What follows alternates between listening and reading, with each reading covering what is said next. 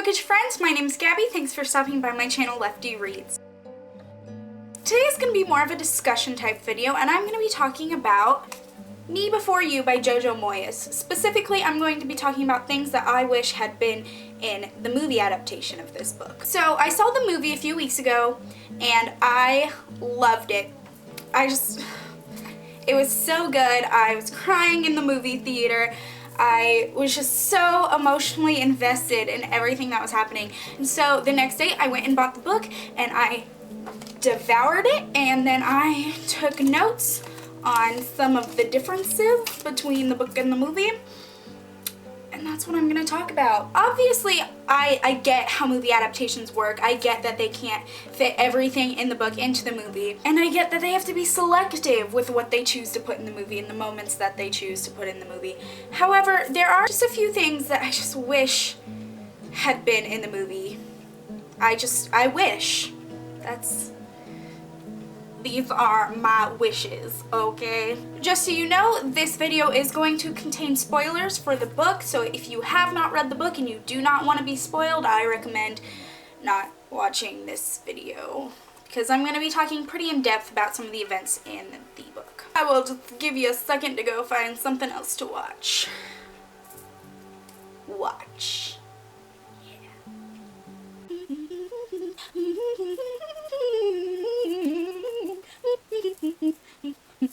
Okay, so I assume if you're still here, then you've either read the book or you don't mind being spoiled. So, the first event I'm going to talk about is the big one, the most obvious one, the one that there has been criticism about already. And this is actually way more serious than probably anything I'll ever talk about on this channel. So I'm just gonna kind of dial it back a second here. And it's the rape scene. Now, Jojo Moyes does a very fantastic job in the book being subtle but still getting her point across and really showing the impact of it without hammering it in. I think that it was beautifully done. This book wasn't about her being raped. It wasn't focused on that, but that was still such a crucial part of Louisa's characterization. It explains so much about why she is so afraid to branch out. It adds so much depth to her personality, and I can't believe that they left that out. I mean, I feel like there were things that could have been sacrificed in this movie to put that in, because it's so important to me, and it's so important to the story. And also, you know, when Will goes into the maze when Lou is trying to conquer it, and he finds her there like breaking down, that is such a pivotal moment in their relationship, and I just don't understand why they thought it was a good idea not to include this, because they didn't really have to harp on it. In the book, it wasn't harped on. It was subtle, and it was impactful.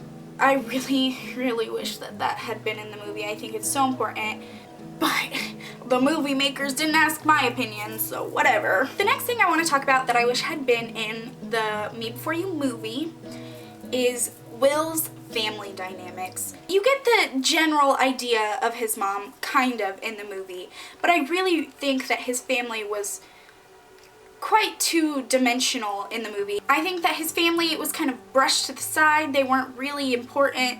Their wants and desires weren't that essential to the story. But in the book, it's actually very complex, and I enjoyed reading about it so much. First of all, there's his mom's religion, and again, was not harped on in the book, but that had a lot to do with who she was as a person. She was constantly touching this cross necklace that she had, and it was brought up casually. Somebody brings up that helping Will kill himself is against her religion. That person wonders if it is against her religion. And so I think that alone is really important. And then there's also the fact that Will's dad was cheating on his mom. And that may not seem like it's that important, but what really drove home how important that was to the story was later in the book when the dad is talking with his mistress And then it's going on about how if Will does end up going through with his plan to go to Switzerland and kill himself, that would help break him and his wife up. And I think that adds a layer that really was thought-provoking for me, because it's like, in a way, I mean, obviously he didn't want Will to go through with his plan, but in a way, did he? It also made me start questioning kind of how his dad had been acting, because his dad does act very, very different than his mother.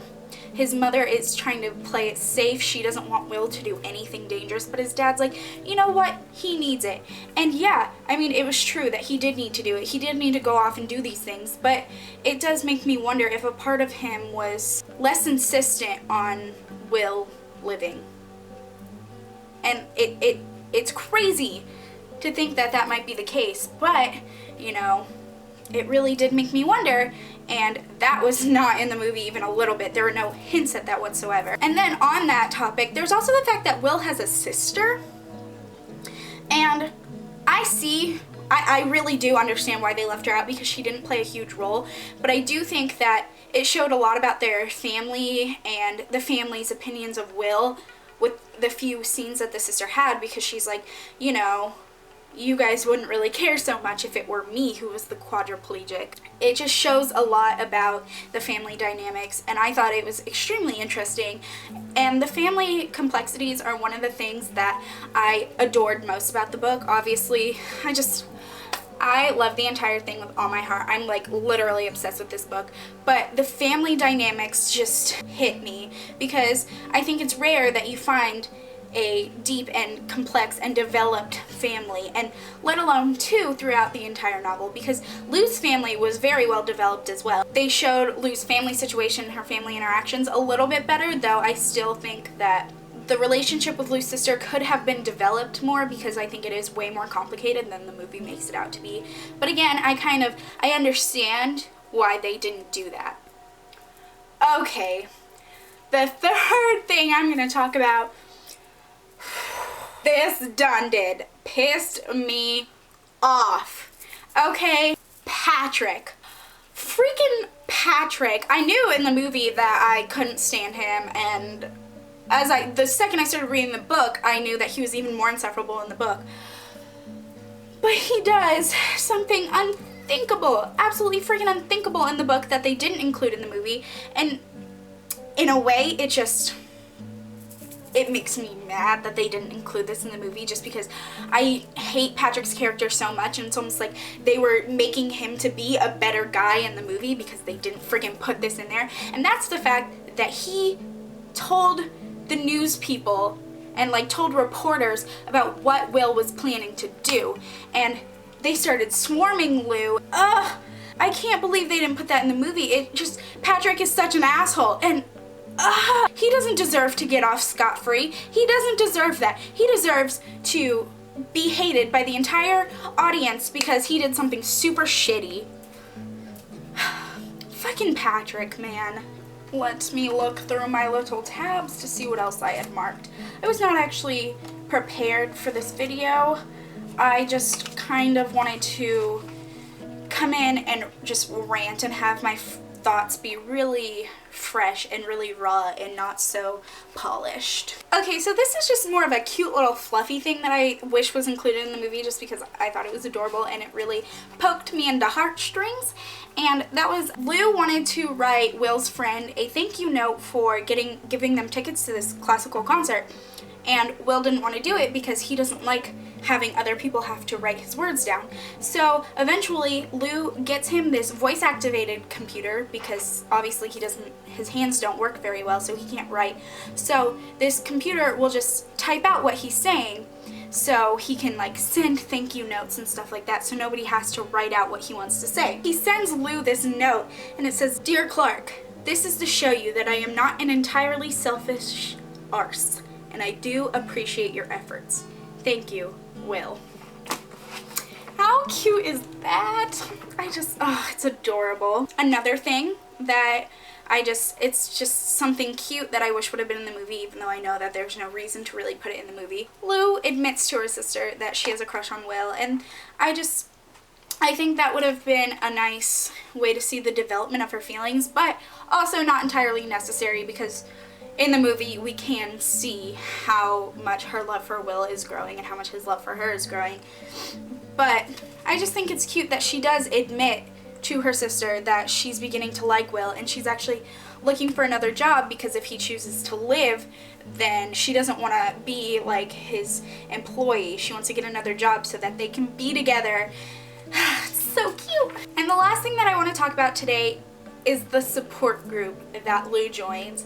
And I think it's so sweet. She finds this support group for quadriplegics online, and she consults them a lot about like how she can help Will, and kind of dealing with the fact that she cares about somebody who is in a really painful position. And I think it's so sweet that she joined this, and that she really was trying so hard to do what she could for him, and it was just really sweet. I liked that a lot. Well, that's all I have for you guys today. I hope you enjoyed. Those were kind of the things that I really wish had been included in the movie adaptation. Some of them I understand why they weren't, but some of them I really think were important to the story and I wish were in the movie.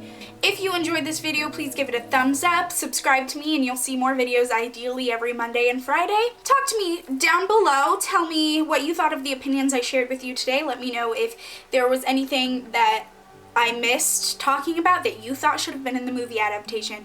I look forward to hearing your thoughts. Until next time, hasta la pasta, bookish friends.